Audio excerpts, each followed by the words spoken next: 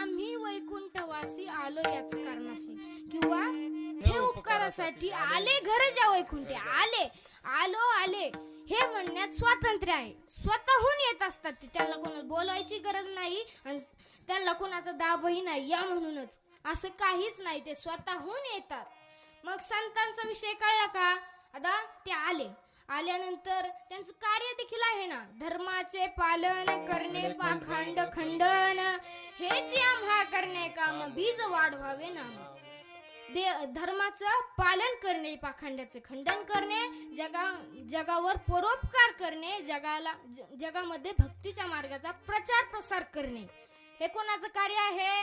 संतांचं. संतांचा विषय संपला. तिसरा मुद्दा कोणता आहे? रात्री झोपा नाही झाल्या काय? का नाराज येत? काय आहे? तुम्ही आम्ही मनुष्य. पहा, आपलं प्रारब्ध काय आहे तर अनिच्छा. आपली इच्छा असू किंवा नसू, परंतु आपल्याला जन्माला यावंच लागतं.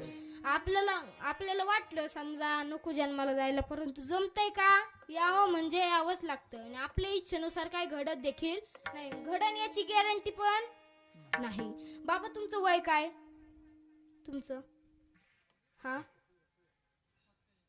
87 वर्ष.